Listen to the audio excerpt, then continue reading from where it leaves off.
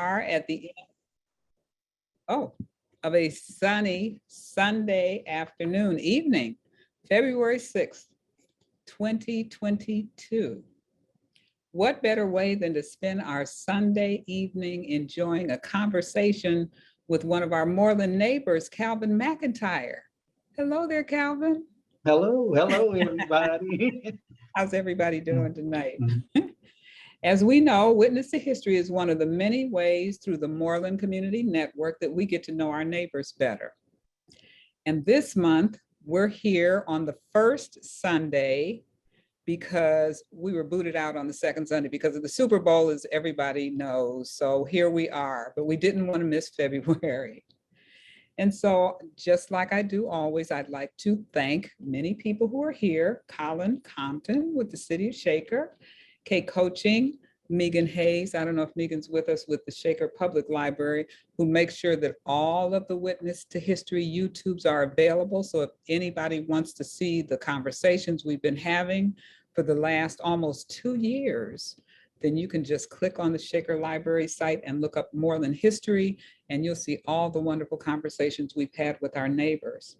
And of course, I'd like to thank my partner here, John Dutton. What would we do without your creativity and your tech support and just your commitment since the very beginning? Who knew? And John reminded me that this is number 17, if we are counting correctly. So there's no end to Witness to History. So we're just waiting for you to say, I'm next. All righty. I'd also like to thank Shaker Magazine for the great article about Witness to History that appeared in the recent issue. Fortunately, when you click on the site in the magazine article, if you're looking at it online, you will see all the interviews of Witness to History. And I'd like to give a special thanks to Mrs. Earlene Hooper, George Eaton, and Larry and Brenda Ford for being featured in the article. Thank you all. And now, without further ado, again, good evening, Calvin. Well, good evening, Donna. Good evening, everyone. Yes. We had a wonderful conversation. We had an absolutely wonderful conversation. And as I do with all of our guests, and if nobody knows who I am, I'm Donna Whyte. Donna Whyte. But as I do with all of our guests each month, the first question that I ask is, when and why did you move to Shaker Heights and Moreland specifically? Well, it was in 1976. I was, as a matter of fact, I was a bit perturbed about what was going on in Cleveland, and my girls, I wanted them to be able to go to a place where they had a better education and also where they didn't have to be bused. And I had heard much about Shaker, how how they integrated, and it was just simply a place of almost like a paradise to come and live and raise your children. Okay. So I wanted to be a part of that Shaker community, and I wanted my children to be a part of that, along with getting the education that was highly in all across the nation. It was like, hey, Shaker's educational system is really, really good. That's right. So that's what happened. I moved here in 1976 in July of that year. Okay. Tell me what your reaction was when you looked at your house. Oh. Well, I first looked at houses in Cleveland Heights, and it was like, that's a little too close to the street. It was right on Taylor Road. And I think it was Guggenheim Realty representing, I think it was the Ohio Savings Bank. Mm-hmm. And so we came to Hildana, and we pulled up in front of my house that I'm living in now, but I thought she was going to show me the house next door, Mr. Henry's house. It was a brick house. And I was like, oh yeah, that's nice. I can't wait to see it. But then we got out and she started walking up on my porch, and I was like, that little bitty cracker box house, you know. And so we walked Walked up on the porch and Miss Math and Sylvia Math opened the door and greeted us. And when they opened the door, all I could do was say, "Wow," because I didn't realize how the size it was from the outside, and it captivated me to see that it was much larger in the inside. And what was your reaction when you saw your basement? When I saw the basement, it was like, it wasn't nothing, it was just like a big, almost like a big skating ring. It was like, it had a big pot belly, asbestos boiler, but that was about it. And it was so much space. You looked around, you said, is this actually a basement? I had never seen a basement that size, but don't get me wrong, I'm not saying like it was all of that. It was just for me, Yes. from where I came from, it was like, it was enormous, just because I had never seen something like that in a house. We lived in a real small house. And I'm going to invite everybody to come over your house and look at your basement now. Oh, no. It's amazing. It's amazing. Just, you are a man of many talents. You're a man of many talents, and you have a wonderful story to tell us. So let's go back to your family and let's meet who Calvin McIntyre is. And I want everybody to know, first of all, that my maiden name is McIntyre. So there have been many times I've tried to figure out how Calvin and I may be related, but I don't think so. All righty, Calvin, tell us about your family. The gentleman that we see here on the left, that's my father. He's to me, he's a person to be admired. He's a person that I'm just fond of and proud of, and I can't say enough accolades about him. To me, his stature is tall, he's handsome, and he's knowledgeable, and he's just simply the man in my life. And I appreciate having him as my dad. On the right, that is my beautiful mom and my two oldest brothers.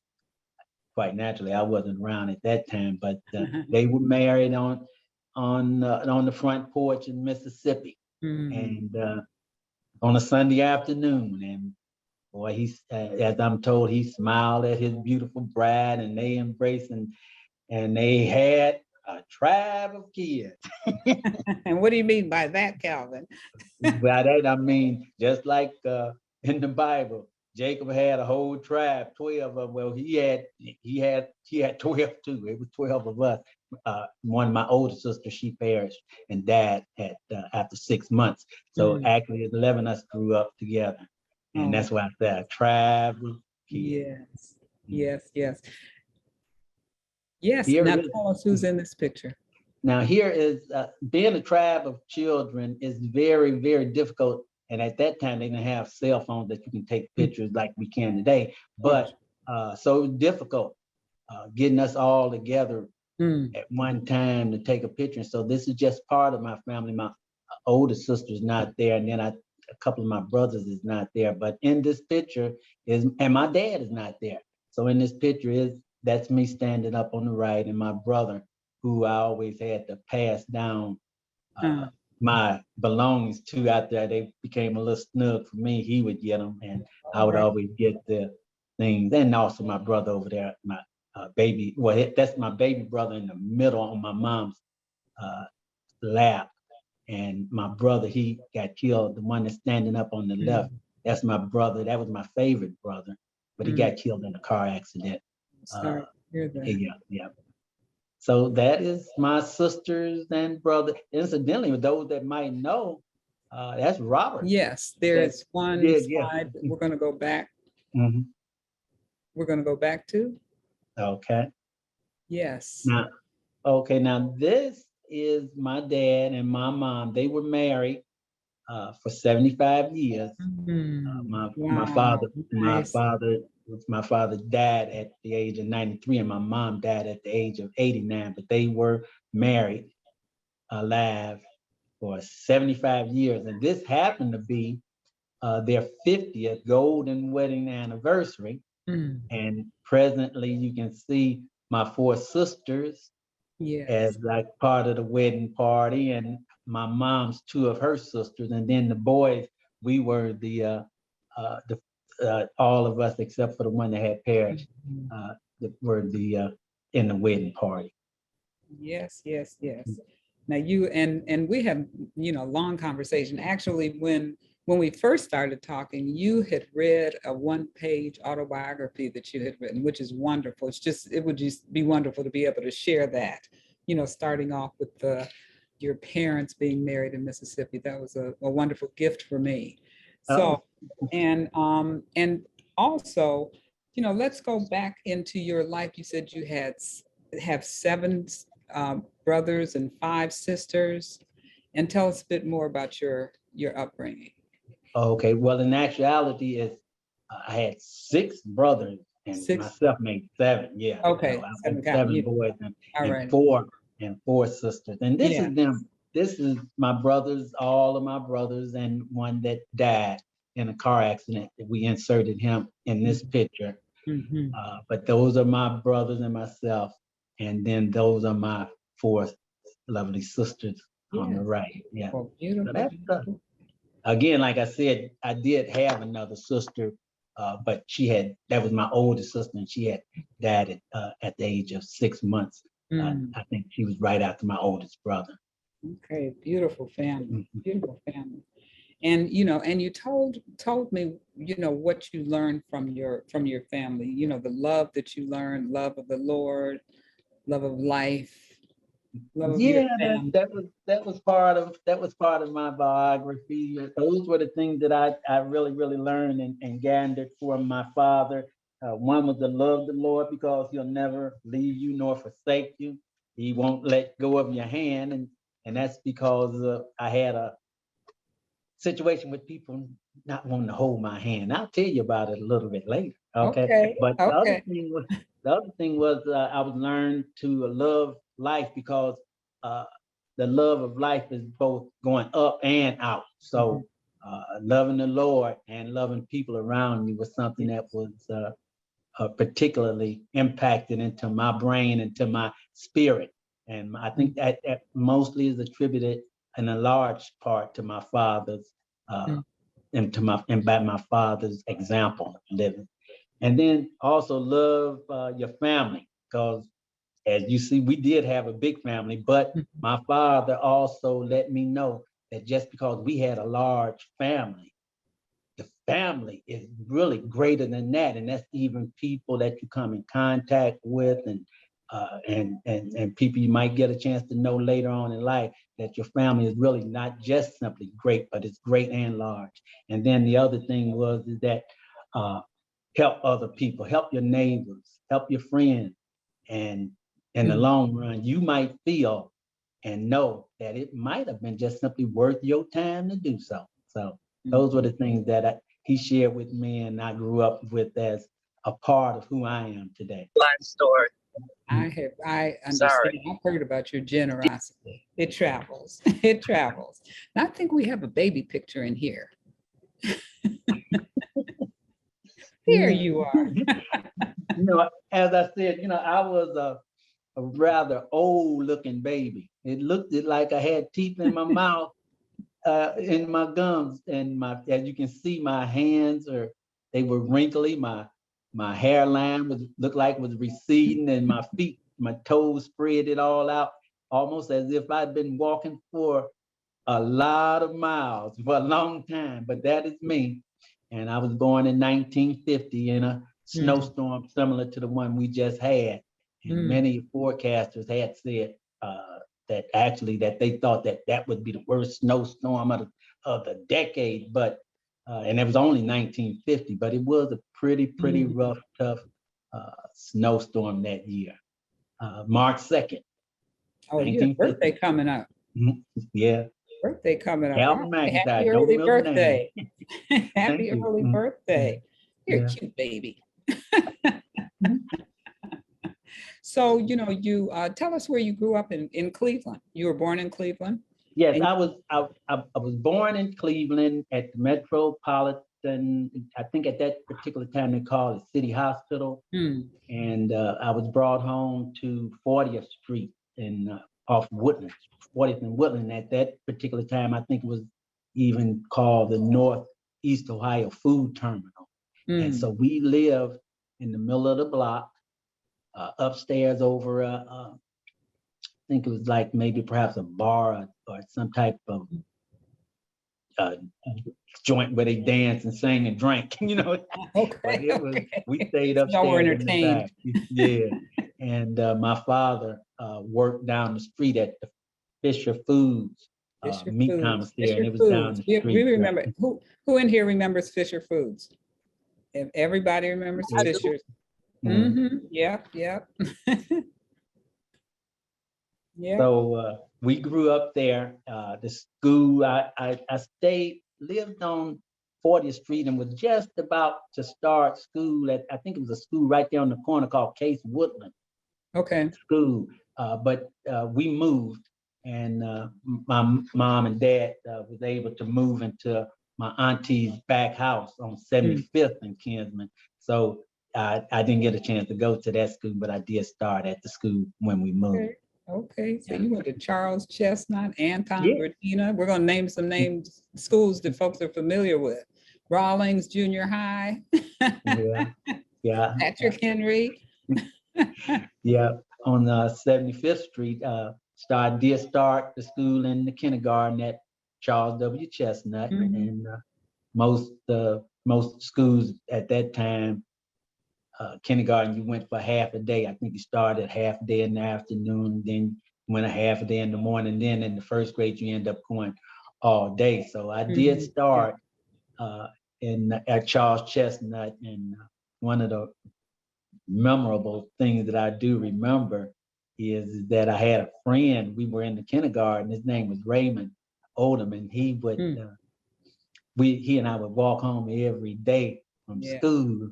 And on this particular day, he had a pack of candy, and it was about 5 little pieces in the pack. I think the pack cost maybe about a penny at that particular time. Right. You can get, they were like small little now or later, but they weren't called that. And so he gave me one, and I ate one, and he had 3 left. And I told him, I said, hey, why don't you go ahead and sell these, you know, sell the rest of it, and I'll buy one for a penny. I was already eating one, so he had 3 left.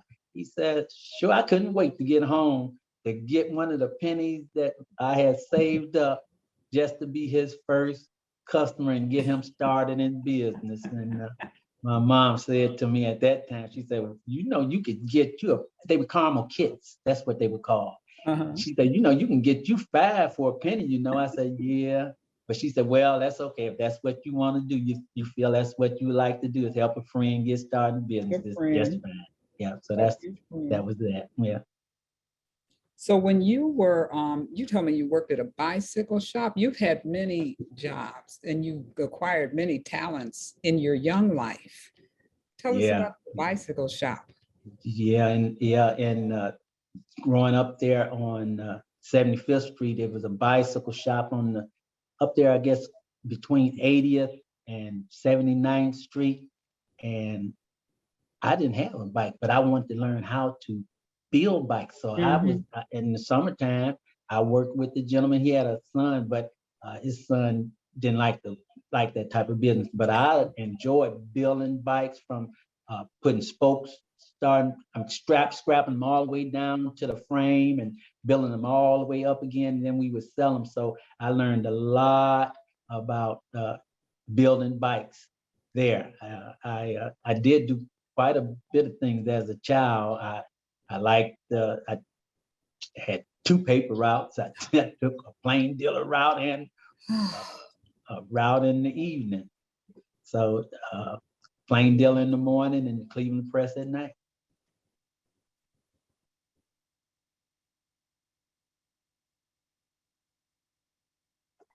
So it looks like we lost Donna momentarily. She'll be right back. But then what was tell me about what your next job was and maybe high school. Okay, well, I went to, after Charles Chestnut, I did go to Anton Gradina. And Anton Gradina was a new school built right down the street from me on 75th Street there. and I graduated from there and went to Raleigh Junior High School, which was in the other direction, but almost on 75th Street as well. Well, it was on 75th Street as well. So going to school, walking to school wasn't hey, that's what we did in those days, and the schools were pretty close. So I went to Rollins. Even in this weather, we walked to school.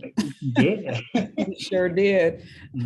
So I attended Rollins until the 7th grade. I was going to the 8th grade when we moved again. My father decided to buy a home on Whyte in the Glenville area. So we moved there off of Lee Road.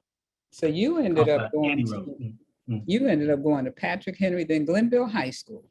Right. Glenville High School. Glenville is seriously in the house in Shaker. I mean, to tell you, we were bringing that point up before about how many Glenville grads, we even know right here in the Moreland neighborhood. So who is this handsome young man? That is me at high school. That's a high school picture. That's not my yearbook picture, but that's a picture that I took at graduating from high school, Glenville. And I had really a wonderful time and experience there at Glenville. We did so many things, and it was some of the things you were involved in here. Tell us what you were doing here. Look at this, everybody. Remember when we used to have those kind of profiles in our yearbooks? The cutest personality. Yeah, they some of the class members, they decided that I should be cutest personality with Alma.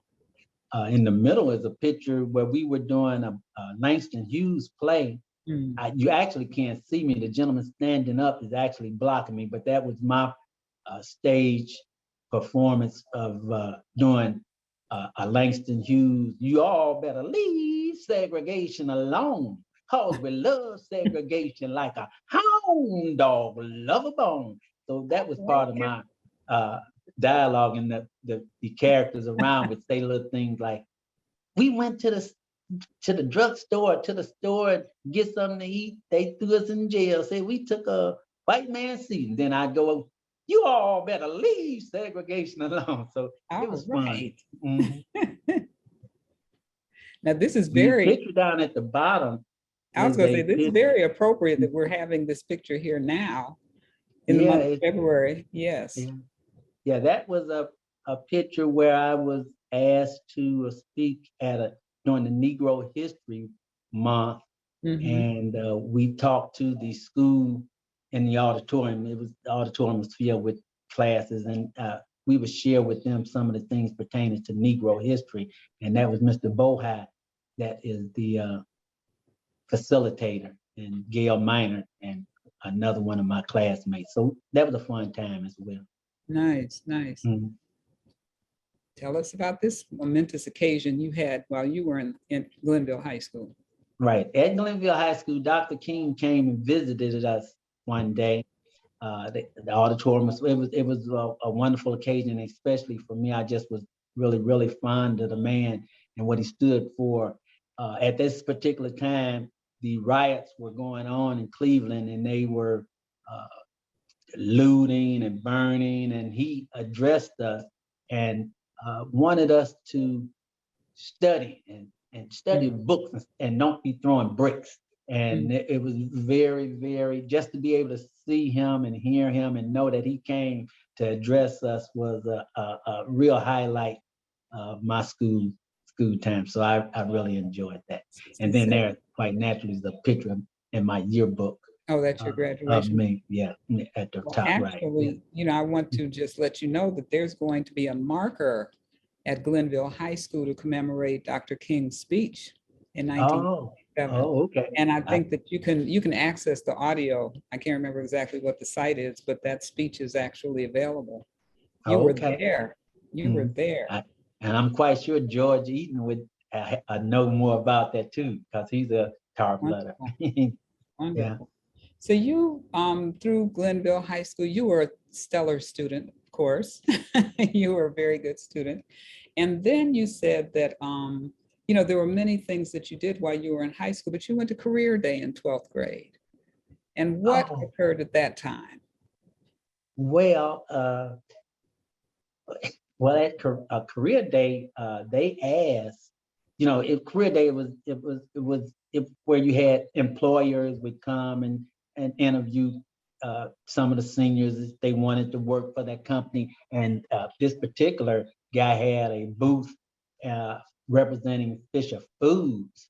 And I went over there and I said, oh, hey, I might want to come and work for you guys for the summer. I say, because hey, I'm going to college in the fall, but I could work for the summer. I said, as a matter of fact, my father works for this company. And he said, he does? I said, oh yeah, my father works as in the meat department. He's been working there for 25 years or more. He said, what? And It's so always good to drop a name. yeah, I dropped that name too. A good name, a good name. Yeah, right, a good name. And I was hired. I wasn't hired for the meat department, but I was hired in the produce department, and that was directly across the street from my father's place of employment. So I went there, and my plans were to be there for the summer and then go to Hampton in the fall, but they didn't translate that way, or it didn't happen that way. Some things came up, then I'll share. Okay. Well, namely, I had gotten a young lady pregnant during my high school years, and the baby was to be born in September. And so my father said to me, it would be nice to go to school, but you can do that, but you got a family you got to start thinking about right now. And I was like, oh man. But I was like, you're right. So I put it off. I put off going to college, and I took care of my firstborn child, a girl. Her name is Levita. These are my three daughters on the right. One in the middle is my baby daughter, Vashawn, and to the left of her is on the left side is Kelly, my middle child, and then there's Levita standing up on the right. The lady that you see on the left side, that is my wife that I married when I was very young. We married after the baby was born, we decided to go ahead and get married. And that was her. So that's a picture later on after we did get married. We got married very, very early in life. I think I was 19 or 18. She was 18 or 19, and she was we got married in 69. So yeah, I was 19 and she was 17, 18, and we started our family and moved out into our own little apartment, which was a dilapidated 10-suite apartment that nobody would live in. But I was skilled in decorating and painting and things that I had learned coming up, and I was able to convince her, just give me a week. I'll have this place together. So after she saw it the second time, she was like, wow, this is amazing. So we moved into a 10-suite apartment on Glenside. And you were the super, Cleveland. right? Weren't you? You took care of the apartment building. Right. That was one of the incentives. I was the custodian. Yes. I was I took care of the apartment. So I knew how to do a lot of the plumbing, a lot of the maintenance, a lot of the gardening, a lot of that stuff I had learned coming up, because at one time I was working here in Shaker as a teenager doing lawns and other things in painting. So I was pretty skilled at doing some of those things. Okay, this picture is outside the apartment building? Right, that is a picture outside of the apartment building on Glenside. You see, we didn't have any grass in the front. Well, how long were you there? We stayed on Glenside about 2 years. Okay. And yeah, about 2 years. And then we moved back on Whyte which is where I grew up, and my father's home was purchased right across the street from my father. Okay. But you had acquired all kinds of skills. You just mentioned a few of them. And now this is really something that struck me because it's unusual. You bought your first car when you were in 12th grade. Yes, Right. I sure did. Yeah, Okay. So I that sure says a did. lot about how industrious you were because you were working from junior high. You always had a job. I pretty much worked all my life, with all of the kids, even, with all the kids in the family. I pretty much, and then my father was an example. He always went to work. So to me, that's what you do. You go to work. But I did have a lot of experiences as far as cooking and gardening and bike making and painting and building. So I learned a lot from a lot of the men and people that would embrace my curiosity, because it was never a time where I wasn't saying, what about that? How you do that? It was just question after question after question. And I so much appreciate those that had patience with me, that they didn't get angry or turned off because I wanted to know so much and ask so many questions. Well, people always like to share what they know. Yeah. If they feel like you're curious, then, but you also went to Tri-C, another of your examples of broadening your talents. You did go to college, Yeah, like you wanted to. well, when my child was born, I still wanted to, I put off going to Hampton, and plus it was just out of reach for me. And my family at that particular time, we weren't, my mom and dad weren't really what you call college people and stuff like that. So that would have been some newness in the family, although I didn't get that opportunity. I did go to Tri-C for a quarter because I loved drafting, and my brother had done drafting. I had done drafting in school as well. So I did go to Tri-C because I wanted to be an engineer. I majored in math in high school, and so this is something that I wanted to do. But after going there for a quarter, I had to drop out and take care of my family. Take care of your family. I'm going to read some of these chats. I don't know if you have the opportunity to keep up with this, but I'm going to go back to Vicky's comment here. You say, you are the cutest personality, Calvin, going back to your high school picture. And then Nell Gwentina said, you have so much talent, Calvin. Awesome. Vicky again says, beautiful girls, way to stand up, Dad. And then hot, woohoo. And then Sheila Gardner, your wife was very blessed to have you with all those skills. Your wife and your children, your family, absolutely.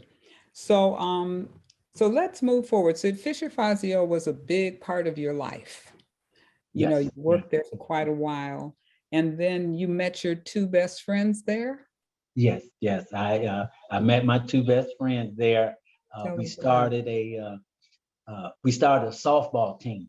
Yes. And the softball team was a team that the meat department was versus the produce department. But it later transitioned into something that we really liked doing. And the gentleman in the middle, that's Earl Graves, he always wanted to have him a professional team. And so he and I talked about it. And again, it's like, if that's the business that you want to do, I'm gonna help. I'll be willing to help. And I had taken a lot of courses in basic business procedure, applied accounting, all of these things. And because I couldn't go to college, I took them with the Small Business Association and wherever I could get educated about good mentoring people. I did and got those certificates. But that is Earl Graves in the middle, and Cassell Silver on the left, and then myself, Calvin McIntyre. And we formed a team, and it was called the MEGS. And it stood for McIntyre, Earl Graves, and Silver. So that was our team. It was well known and well established, and as a matter of fact, highly recognized in much part of the United States, especially the northeastern part, because we traveled and were competitive, and everybody wanted us to play in their leagues. Everybody wanted us to play in their tournaments. Everybody just simply were astonished that, wow, those guys can play so good and they look so good. And we had about 10 different outfits that were coordinated. So it looked like we had, it really wasn't that many, but we coordinated them. So it looked like every time you saw us, we were in new uniforms. But that was partly due to the fact that we had to get many, many backers, because really we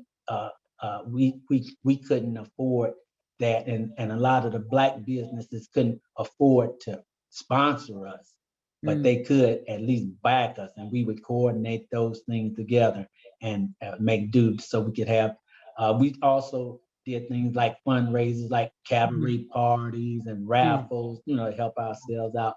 But this is one of the teams, and we won many trophies, many trophies. Now, how long did your team last?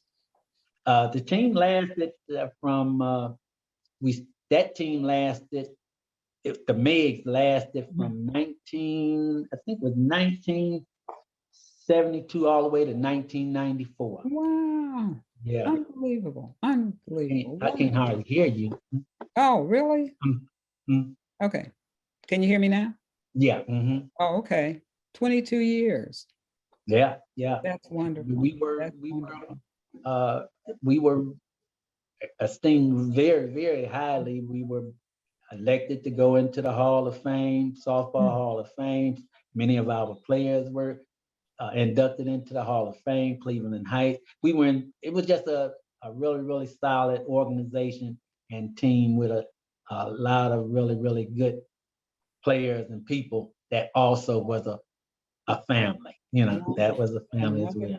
Another family. And you all started off, I want to go back to Fisher Fazio, the Cooler Gang versus the Freezer Gang, right? Yeah. Those were the two teams back when you were at work. That's great. That's great. Wonderful legacy. And then you moved, then tell us about a calling that occurred in your life. Okay. While I was, while we were so involved in softball, I had grown up in the church, but it was like after doing so many things, then getting into softball, having a family, it was like, oh, church, take a back seat. But one day I was at the time clock at Fisher Foods, and the voice says, why don't you come on and work for me? You won't have to punch no time clock. As a matter of fact, you won't have to worry about Christmas and any of those things. And I looked around as if, like Saul was on the road to Damascus, like, do y'all hear that? And nobody, so I punched my clock and just went on about my business. Well, that was I think that had to be perhaps around the time I was really, really getting into softball. But I wasn't into it strongly. And then maybe perhaps a year later, almost the same thing similarly happened. And like, come on, work for me. This time I just simply ignored it. It's like, and then it happened a third time. The third time it happened, I had been unemployed. I was unemployed. A situation happened at Fisher's that tested my morality, and I wasn't going for that. I had moved up the ranks from just simply being there as an employee to actually becoming the supervisor of the produce department, assistant supervisor, and some of the heads at that time, we didn't see eye to eye on certain moral things. But at any rate, to cut that to a little bit short, I was called to go and be taught by the master. And so I did that. My family was worried about me for a while, but everything worked out just fine. All right. So and I think we have a couple of pictures of you at work. Oh, Okay. Maybe I'm out of order. Okay. Okay, go Now right these, ahead. Tell us who the now people this are. picture is a picture of some of my family and friends that grew up with me on Abel White. Abel Whyte in Yeah, Glenville, right? those are some of them. And we were a family too. We were a family. I mean, those kids that we all grew up together. This is, as a matter of fact, this picture is when at a 50th year birthday celebration of my ex-wife, who is in the middle there. And some of those are some of the friends and relatives, even sisters and brothers, but it was even more than that. But we were a family. We were a family. And that was one of the things that I always wanted for my children, to have to be able to live on a street where the children got along and became like a family. And that happened for my children as well here in Shaker Heights. So I'm glad of that they were able to experience it. Yes, actually, as we were talking the other day, and it occurred to me, I said, now, what are your daughter's names? And you told me, and Vashon, I said, oh my goodness, I know your daughter. Your daughter's friends with my daughter. So, you know, I was like, okay, I knew there was a McIntyre, and then it just came to me while we were talking. Who's this gentleman here? You've worked in a number of different places. Right. Tell us where you were at this point. Okay, now this is after I had, I started working for, I started working for Amco Systems Park, and I think at the beginning it was called Coincangasa, and it eventually became Amco. I did move to the realms of managing that company as well at Metro. I was assistant parking director there. Some of the things that happened there tested trustworthiness, and that, no, that couldn't couldn't go like that. So that ended that position. I worked there for many, many years as well. So it was a good time. Yeah, I was. You were. That You knew was, who was calling your name. And so you followed that call, and there were things that you did really right in your home. Tell us a bit about that. right. Well, I did start a Bible school. It's called the School of Divine Wisdom Applied Infinite Intelligence, long name, but we had many students from all over the city, all over the city that came, and those students studied here in my house on Hildana. Nice. I think all total, maybe perhaps going through the whole course, it was maybe a 10-year course. Oh, wow. So yeah, they had, it was graduated just as much as you would in graduate degrees and bachelor's and master's and doctorate degrees, with those credentials carrying on over to your study hours and along with your research hours. And we utilized the books that is common, Survey of the Bible, Basic Bible Truths, and character, going right through with those studies and the Gospels. And it was really, really fulfilling for both them and me. We all learned well. I think we have a number of your students who are graduation ceremonies. We have pictures of folks who were part of your Bible study. Classes, yeah. Here we are. Yeah, these are some of the students. Most of them are older people. They enjoy it. Reverend Knuckles and Deaconess Curry's, and I can't see who that other one is, but most of them were of the clergy, and it benefited them because they can learn more privately, as opposed to they could learn a lot, and we did learn a lot. Not only them, myself as well. Yes, and hear more of your more of the students. Wonderful. And this is through, and you told us the church that you're affiliated with. I think we have a picture of your pastor there. My pastor was Reverend Dr. Jenny Benson Vaughn, and she was the founding overseer, but the lady on the right was a special mentor to me as well, because she was widely known around the city because she attended just about every Bible institute or whatever was going on. Everybody knew her, and she knew quite a bit. And she didn't teach me a whole bunch far as telling me. She just prompted me, read this, read this, read this. And it was really, really beneficial to my spiritual development.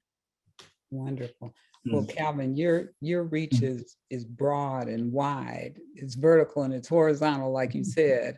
And then your life led you to being a foster parent. Yes. So yes. tell us how that came about. How did that come about initially? Well, initially I was there working in the parking facility at Mount Sinai. I was there. This is before I went to Metro, but I was working as a valet parking attendant at the front door of Mount Sinai. A lot of people may have know me from that position. But one day, my young lady came to me. As a matter of fact, it was the young lady, my brother, my favorite brother that had gotten killed in a car accident. Yes. When she came to me while I was there at work, and she says, this is about 12 years later.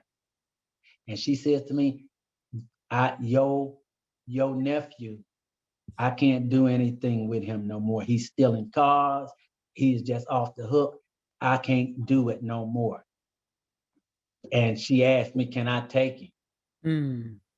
And I told her, well, I could. My kids are, but I'm not going to take him like that. I said, I'll take him if we do it legally. I'll take him as a foster kid, because I'm not going to be in a position where he's going to try to play two ends against the middle. And so we agreed. And so I took foster parenting classes. It was 6 months, I think about six months or something like that. But in that time, she changed her mind, and he wouldn't hold out. So it was like, now I got foster parent license, but I don't have a kid. And once that happens, boy, they be like, here, you got license, here, we got this kid. So I ended up getting a foster kid. And that was my kid. That was like, I was new at it, but hey, I didn't get into it for anybody else's kids, but I did get into it to help my family out. But it ended up that I ended up with another kid. And the irony of it all is that I didn't want a kid that was bigger than me, and I didn't want a white kid. I just wanted a little black kid that I can handle. Okay. And it ended up being, I've discovered and found out, no, it ain't about no white kid or black kid or small kid. Kids are kids. And so with that being said, I end up fostering over my years. I've worked in it for 24 years, and I've fostered all males, incidentally, all male children and siblings as well. And and I've had black, white, it don't make any difference. They all are kids, and we've had good times. They oftentimes come back and visit me, and even stay with me sometimes, showing me they love families and stuff. So it's nice. Yeah. Oh my goodness, wonderful! You're such a blessing, and they're such a blessing to you. How many foster children have you had? Well, I've had 28. 28. 28. Yeah, 28 and 20. I think 24 years. But the 28 kids, some of them been siblings, like two brothers or something like that. And most of the kids that have stayed with me have at least stayed at least 2 to 3 years. And I've got a house. My house was actually put together to house 5 or 6 boys at a time, or 4 or 5 boys at a time. So we got a basketball court, and we have sleds and bikes, and and it's been some rough times, but the training that I've gotten through the years have proved very, very beneficial for me to deal with the kids. Oh my goodness. And I just go back to when you said you looked at your house and you said, wow. Right. So it came. Your home has brought to so many people. Your home has brought to so many fortunate young people, for sure. For sure. There have been a few chats here that I want to make sure that we don't miss. Vicky said that I wish we could clone you. I wish we could clone you. And then Chick, she said she had to leave. Chick said, Chick, have to jump, but glad I was able to hear about your family and pics. Your baby pic depicts exactly how you are today. Take care. And then Bertina, studying God's word. Great. And great. Children need love and support. And Colin says, thank you for sharing, Calvin. And Bertina, foster parenting takes a special person. God bless you for being that special person. Ooh. Wonderful words, wonderful words. And I just want to,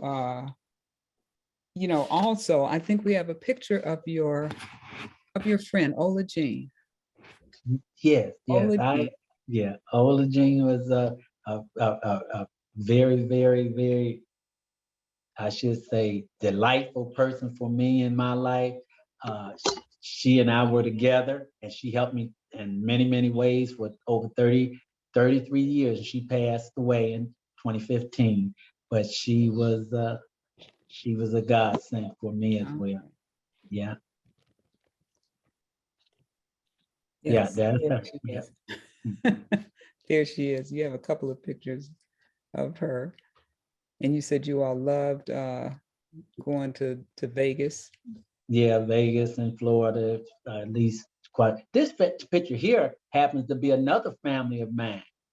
This is a family of foster parents and foster parents, I should say, I want to say the supervisors and stuff, but this is a family of foster parents here, and we also were a family. So we helped one another out. We shared respite, giving one another respite, and shared ideas. And so again, the family thing has been all the way through, whether it was with the children in school or classmates in school or baseball players or people at the job and even here, even in foster parenting, it's been a family. It's always been a family affair. Yeah. And I think we have a picture family reunion. People on one of the, I think it's close to the end, maybe second to the last picture.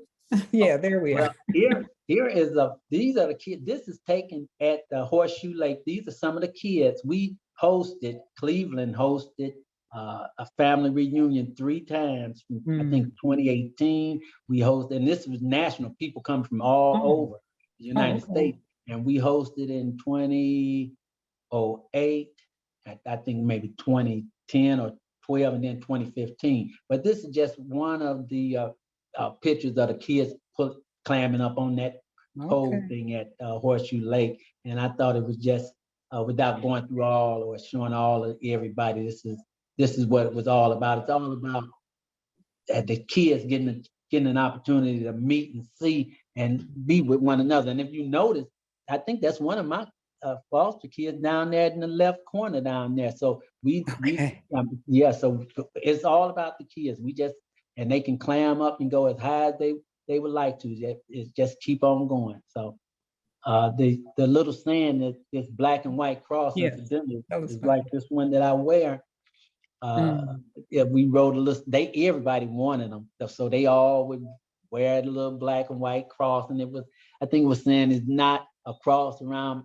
I wear this cross around my neck. It's not a burden to me, but a simple reminder of the fact that I'm a Christian, no matter where I may be.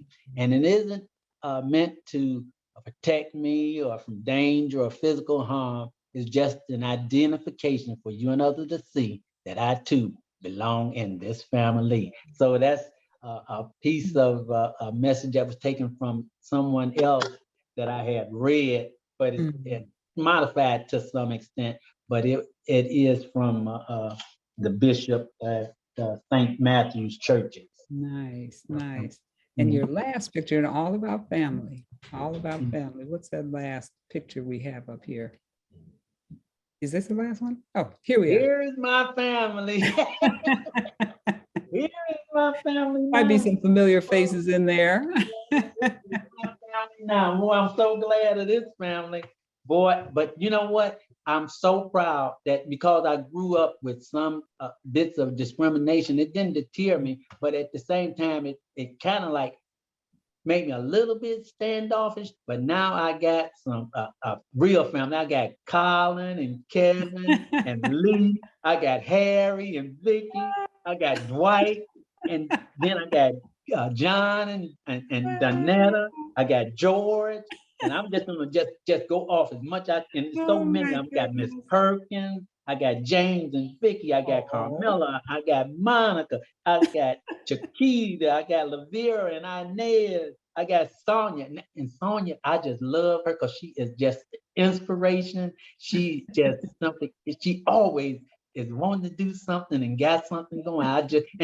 Everybody's just wonderful to be a part of this family. And I feel like we are family. Rhonda, Mel and Gwen and Tina, Miss who we got? Miss Grayson and Donna, Vanetta, Sam and Miss Hooper. We got Tammy and Sharon, Sheila, Moraine, your daughter, Mariama, and you, Allie Black, and Mr. Jameson, Pam, Iris, Michelle, and Seal, Kim, Alice, the Fords. It's like I can just keep going on. And if I miss somebody, it's because my family is huge. Oh, listen to you.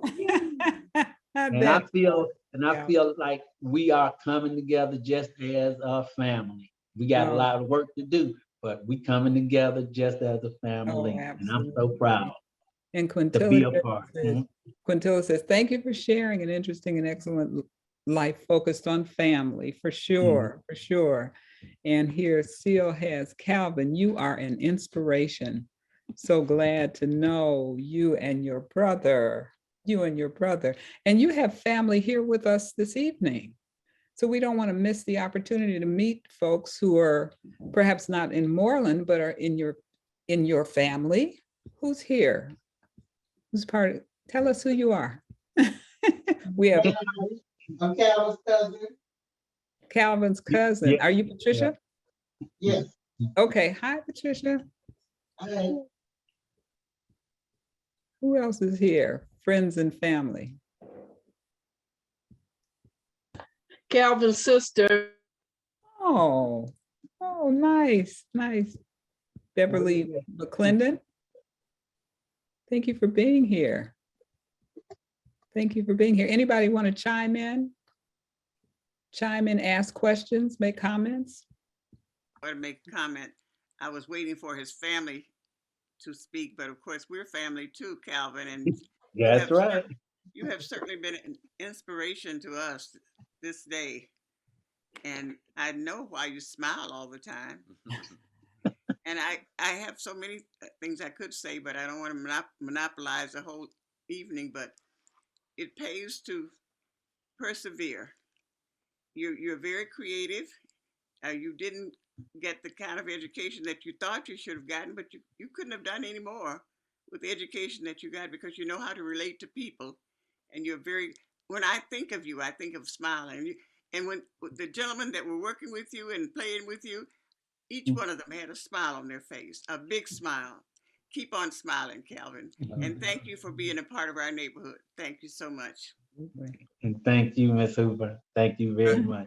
Congratulations, Calvin. Beautiful, beautiful story. All right, Sam. I got to see you. I got some lyrics. Oh, yeah. Okay. Yes. Okay. Okay. We're going to hear them soon. Anybody else want to chime in?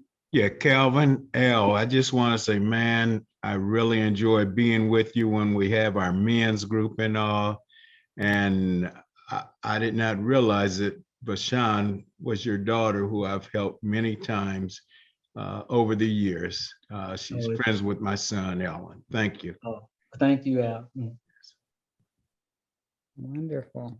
I definitely want to chime in. I feel so honored and blessed to have Calvin just a door away from me. And in true Calvin spirit, when we had that big snow, when it first dumped, Calvin was all over our block, just helping people shovel out. Him and that amazing snowblower he has. And I'll tell you what touched me most, Calvin. I really appreciated you doing our yard, but it was when you looked over and saw little Noah across the street.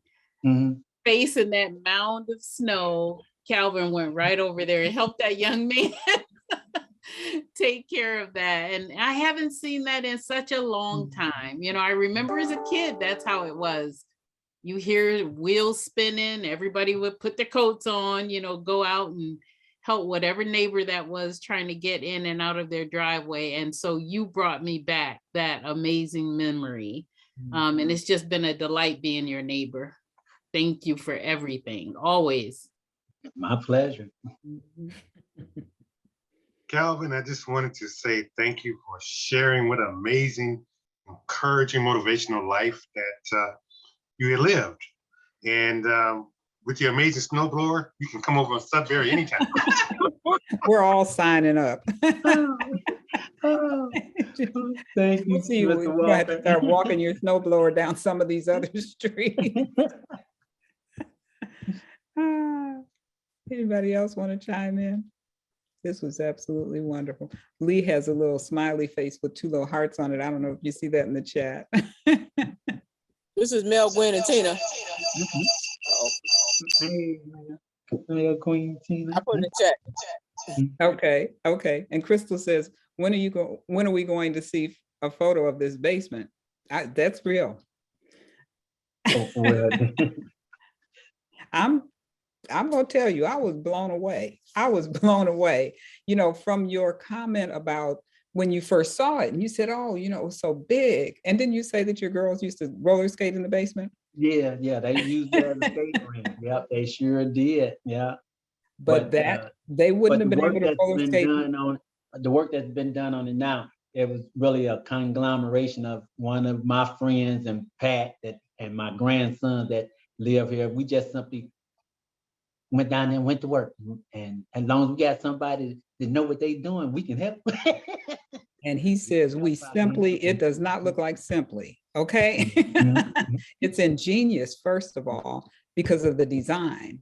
And I could go into different corners, and then you opened up one room and it was all of the exercise equipment. I'm like, wait, how much more can you get down here? I mean, it's just absolutely wonderful. Absolutely. And it really just demonstrates your creativity and your talent. So many, you know, you're so versatile. Such a man of God. Yes, you are. Anybody else want to chime in? Just wonderful. I couldn't wait until we talk this evening.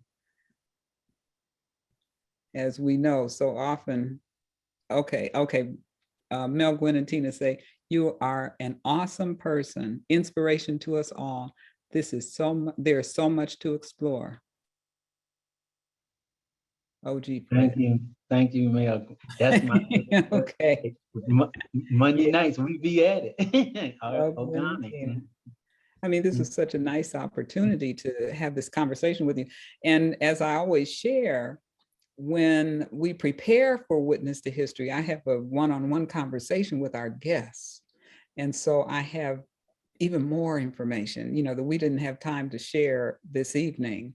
But I couldn't wait until tonight because, you know, sometimes Calvin's just like, okay, well, I'd rather other people step up. You know, it's just part of who you are, but your life is such a representation of, you know, how much giving you've done over your entire lifetime. And also how you are just, you know, hungry for knowledge. You continue to learn and you continue to share.